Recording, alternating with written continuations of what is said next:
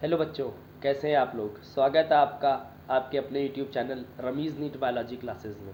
आज की capsule series में हम लोग अपने कैप्सूल नंबर 7 को पढ़ने जा रहे हैं, जिसमें हम लोग कवर करेंगे स्ट्रक्चर ऑफ ओव्यूल को। तो चलिए वीडियो को स्टार्ट करते हैं। Structure of ovule.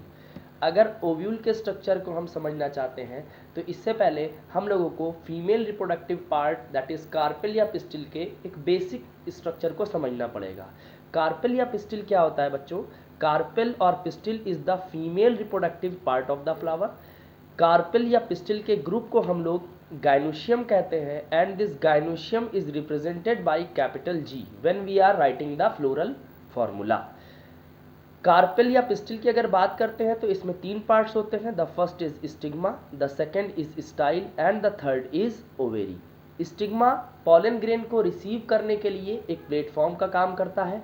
Style stigma और ओवेरी को जोड़ता है और साथ ही साथ ये पॉलन ट्यूब को जाने के लिए रास्ता देता है। पॉलन ट्यूब इसी स्टाइल से होता हुआ ओव्यूल के अंदर जाता है।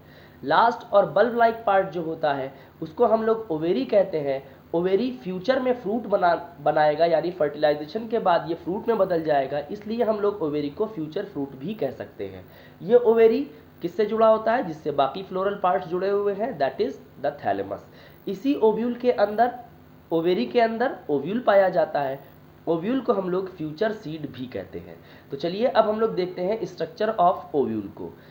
ओव्यूल के स्ट्रक्चर की अगर बात करेंगे बच्चों तो ओव्यूल को हम लोग मेगा स्पोरेंजियम भी कहते हैं। एंजियोस्पर्म के केस में सबसे कॉमन टाइप ऑफ ओव्यूल जो पाया जाता है that is our anatropous ovule. ये लगभग 82% फ्लावरिंग प्लांट्स में कौन सा ओव्यूल मिलता है? एनाट्रोपस ओव्यूल मिलता है। इसको हम लोग इन्वर्टेड टाइप ऑफ ओव्यूल भी कहते हैं। It is also known as inverted type. इसको इन्वर्टेड इसलिए कहते हैं क्योंकि यहाँ पर ओव्यूल इतना ज़्यादा इन्वर्टेड रहता है कि फ्यूनिकिल, माइक्रोपाइल और हाइलम ये सब बहुत पास आ जाते हैं। Ovule is so inverted here, the ovule is so inverted that micropyle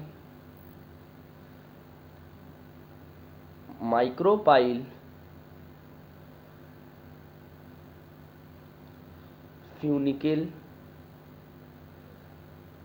and hilum lies very close to each other or they lie very closer।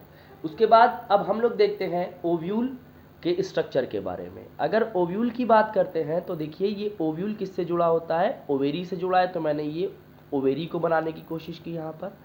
This is the ovary और इसी से जुड़ा हुआ क्या पाया जाता है?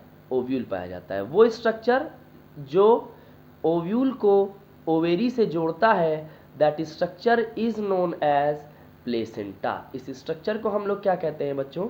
This structure is known as placenta. इसको हम लोग प्लेसेंटा कहते हैं और इसी प्लेसेंटा से एक लॉन्ग स्टॉक लाइक स्ट्रक्चर निकलता है जिसको हम लोग फ्यूनिकिल कहते हैं। This is the funicle. इसको क्या बोला जाता है?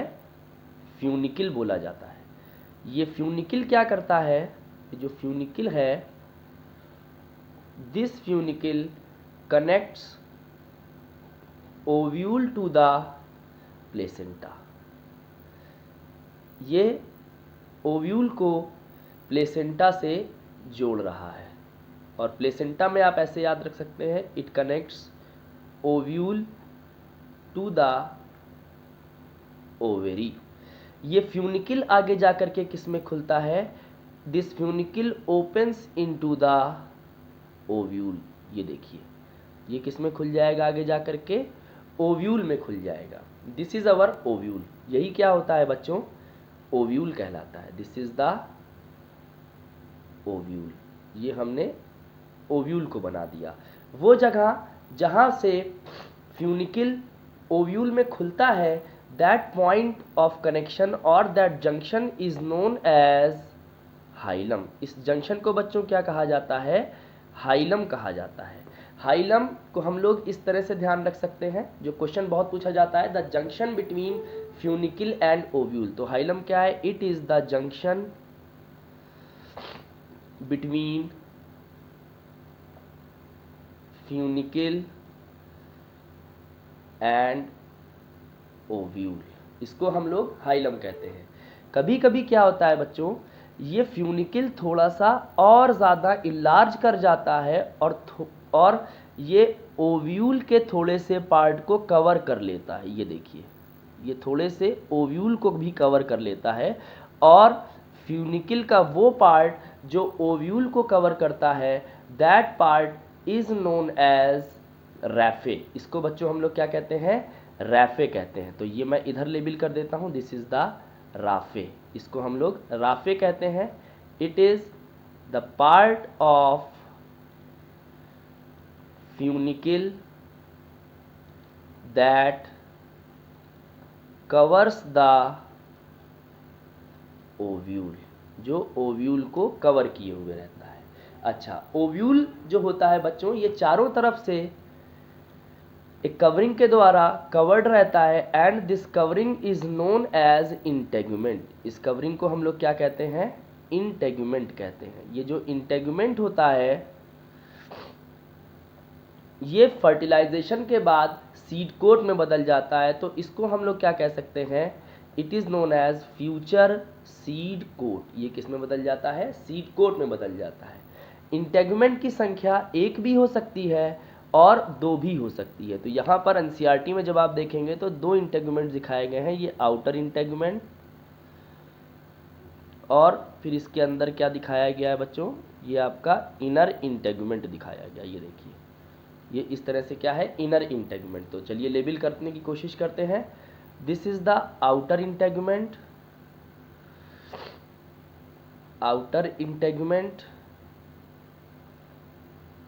और ये वाला क्या होता है? This is the inner integument. ये क्या होता है बच्चों? इनर इंटेगुमेंट होता है। आउटर इंटेगुमेंट सीड कोट का टेस्टा बनाता है फ्यूचर में, और ये जो हमारा इनर इंटेगुमेंट है, ये किस में बदल जाएगा? It will change into the tegmen. Outer integument क्या बनाएगा? Testa, testa of seed coat.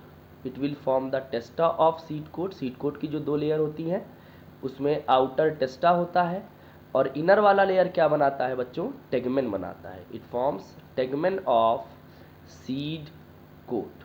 ध्यान रखने वाली बात यह है कि ये जो इंटेगुमेंट है, जिस जगह पर ये इंटेगुमेंट एब्सेंट होता है बच्चों, this end is known as micropyle और माइक्रोपाइलर एंड।